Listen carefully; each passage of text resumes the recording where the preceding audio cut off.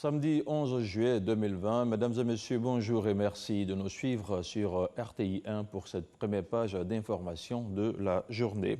Le gouvernement ivoirien s'est rendu chez la mère du défunt Premier ministre Amadou Gon Coulibaly, emmené par le ministre d'État, ministre de la Défense Ahmed Bakayoko. Il a présenté ses condoléances à la famille qui porte le deuil. Voyons tout cela avec Alexis Ouedraogo. Après le chef de l'État, le gouvernement dans sa grande composante était ce vendredi à la résidence de la mère d'Amadou Gon Coulibaly.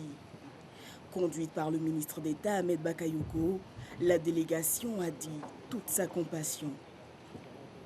Nous ferons tout pour que la mémoire de notre frère, de notre patron Amadou Gon Coulibaly soit honorée. C'est un engagement que nous prenons. L'occasion pour la famille de saluer l'élan de solidarité. La famille me charge de vous traduire toutes et tous individuellement ces remerciements pour tout ce que chacun d'entre vous a représenté dans la vie de notre frère. Avant le départ, il faut saluer la mère du défunt. Vive émotion. Tu peux être fier de ton fils qui a donné à la Côte d'Ivoire un monsieur, un grand monsieur. Tu peux être fier, tu peux être fier de ton fils Amadou Gon Coulibaly. C'est un modèle pour nous tous. Et nous sommes tristes, nous sommes très tristes. Je te l'ai dit hier, maman, malheureusement notre fonction, notre métier de la politique, il y a tellement de gens bavards, les gens ne savent pas la force des liens entre les gens. Au-delà de tous les calculs politiques, géostratégiques, etc. D'abord l'homme, la perte d'un homme qu'on aime. Et je te l'ai dit, ce qu'il a été pour moi-même, pour chacun d'entre nous. Que Dieu l'honore. Nous, avec le président, on fera notre part, ici. Les mots de remerciement sont lourds. Elle dit qu'elle n'a pas de mots. Quand elle vous voit, elle voit Amadou. Et donc, elle vous remercie infiniment. Avec eux, plusieurs autres sont aussi venus pleurer Amadou Gon Coulibaly, l'ami et frère, le président de l'Assemblée nationale, le président de la Banque africaine de développement, l'ambassadeur de France. Et pour rendre hommage à Amadou Gon Coulibaly, un livre d'or a été ouvert à la primature. Depuis vendredi, plusieurs personnalités de haut rang se sont succédées pour le signer. Des membres du corps diplomatique et d'organisations internationales ont tenu à exprimer leurs condoléances. On retrouve encore une fois Alexis Ouedraogo. Cette salle A de la primature l'a vu tenir un grand nombre de réunions.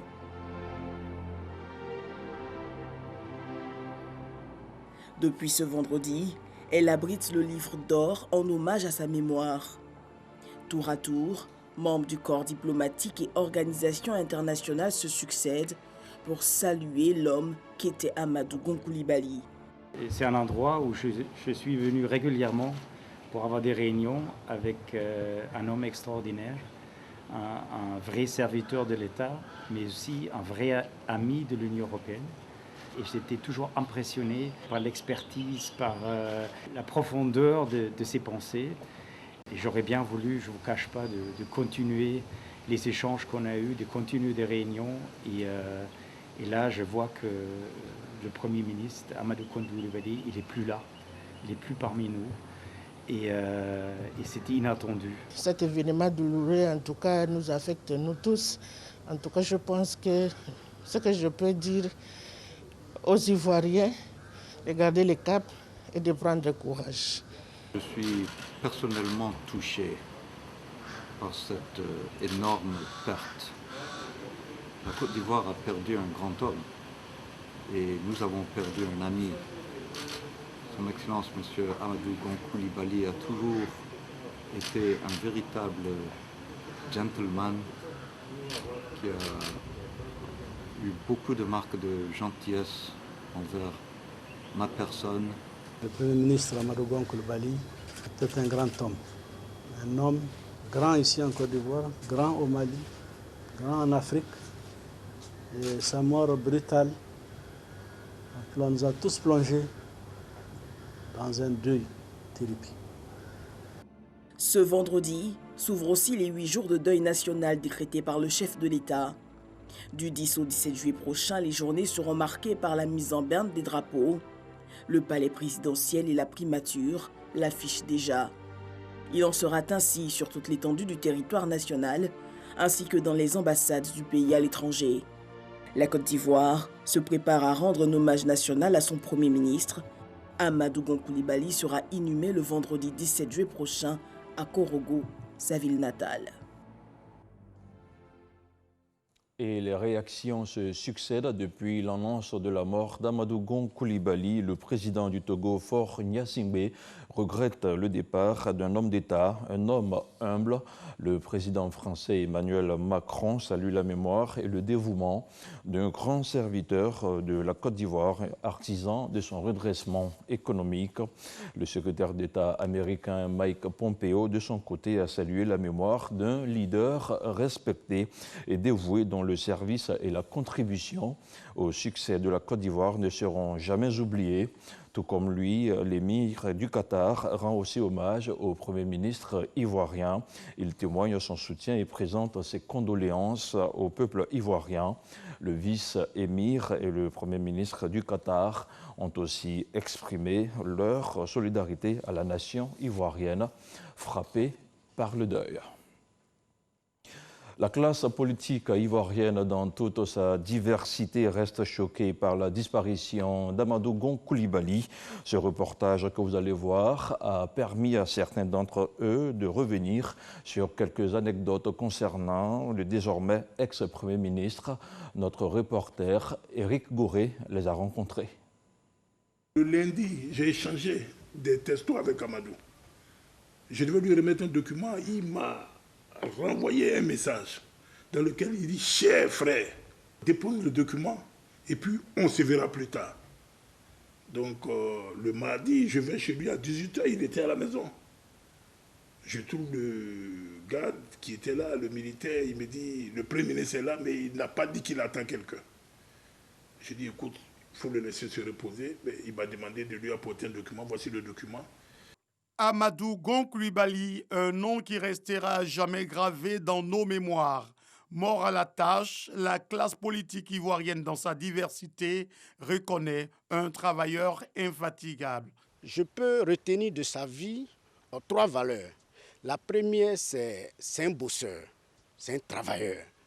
La deuxième, c'est qu'il est loyal. Et puis la troisième, c'est le courage. C'est un monsieur charmant parce que quand vous allez vers lui, il a le respect de l'homme, il a une certaine personnalité, il accueille, et toujours son petit sourire pour vous montrer la chaleur avec laquelle il vous accueille. Jusqu'à son dernier souffle, le développement était sa priorité. Vous avez vu la dernière fois quand il est descendu, l'avion, même au moment où le chef de l'État le recevait, il dit je suis venu pour prendre ma place aux côtés du chef de l'État pour continuer l'œuvre de développement.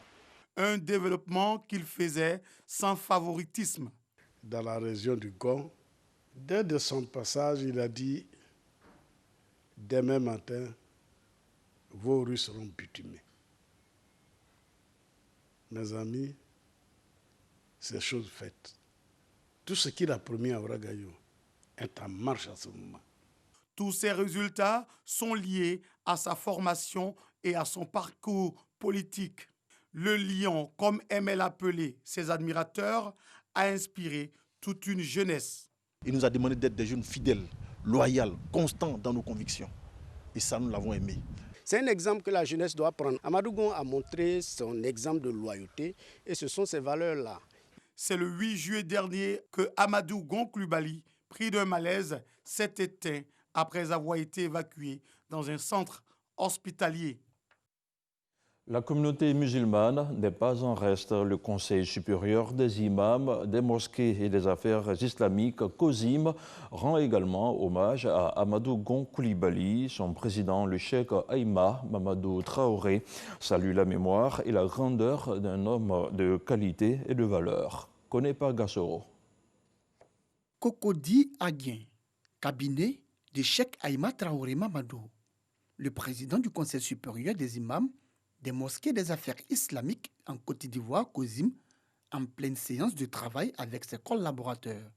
Au centre des discussions, le communiqué relatif au décès du Premier ministre Amadou Gon Coulibaly. Au nom de l'ensemble de la communauté musulmane, Cheikh Aïma Traoré Mamadou rend hommage à l'illustre disparu. Le Premier ministre est tombé les armes à la main au service de la nation. Sa disparition est une grande perte pour la Côte d'Ivoire. Nous venons de perdre en effet un exemple de compétence, un artisan de paix. Pour le président du COSIM, avec cette disparition, la Côte d'Ivoire perd un grand serviteur de l'État. Je voudrais humblement, au nom du COSIM et à mon nom personnel, m'incliner et présenter mes condoléances au couple présidentiel, à sa famille biologique et politique, au gouvernement, enfin à l'ensemble des Ivoiriens. J'ai pris Dieu, le Tout-Puissant, afin qu'il nous apporte à tous la consolation, que Dieu lui fasse miséricorde et l'inscrive parmi les habitants du paradis Al-Firdaus. Le Premier ministre Amadou Gon Coulibaly, en 2018 et 2019, a respectivement accompli le Hajj et la Umrah, le petit pèlerinage. Présent à la Mecque cette année-là, Cissé Djiliba, imam de la mosquée Salam du Plateau, témoigne des rites accomplis avec succès par le chef du gouvernement.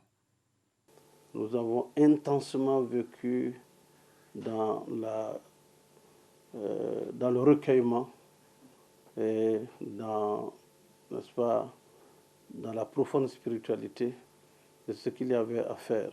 À partir de cet instant que le Premier ministre aussi m'a envoyé un émissaire pour dire que désormais, ces prières de vendredi se feront à la mosquée Salam du Plateau. Et il a tenu parole. C'est le mercredi 8 juillet dernier que le Premier ministre Amadou Gon Coulibaly a été rappelé à Dieu à 61 ans, des suites d'un malaise survenu au cours du Conseil des ministres. Faisons à présent le point de la situation de la maladie à coronavirus. Le ministère de la Santé et de l'Hygiène publique a enregistré hier vendredi 10 juillet 2020 302 nouveaux cas de Covid-19. On écoute ici le directeur général de la Santé, le professeur Mamadou Samba. Il est au micro de Francis Boifo. Le ministère de la Santé et de l'Hygiène publique a enregistré ce jour, vendredi 10 juillet 2020, 302 nouveaux cas de Covid-19 sur 2185 échantillons prélevés, soit 13,8% des cas positifs, 328 guéris et 2 décès. Nous avons déploré le 9 juillet 2020 2 décès. Le premier survenu dans un établissement sanitaire privé est une patiente de 33 ans. Et le second est une patiente de 88 ans dans une structure publique. Le ministre de la Santé et de l'Hygiène publique présente ses condoléances aux familles éplorées. À la date du 10 juillet 2020, la Côte d'Ivoire compte donc 12 052 cas confirmés, dont 6 080 personnes guéries, 81 décès et 5 891 cas actifs. Le nombre total d'échantillons, 72 599. Le ministre de la Santé et de l'Hygiène publique rappelle à la population que les services de santé sont ouverts avec leur dispositif habituel d'offre de soins et continuent de recevoir les personnes ayant besoin de leurs services. Le ministre de la Santé et de l'Hygiène publique exhorte les populations à continuer à fréquenter nos établissements sanitaires pour leurs problèmes de santé, notamment les services de vaccination et de consultation prénatale. Le ministre de la Santé et de l'Hygiène publique en appelle au respect des mesures barrières, notamment le port du masque dans les lieux publics.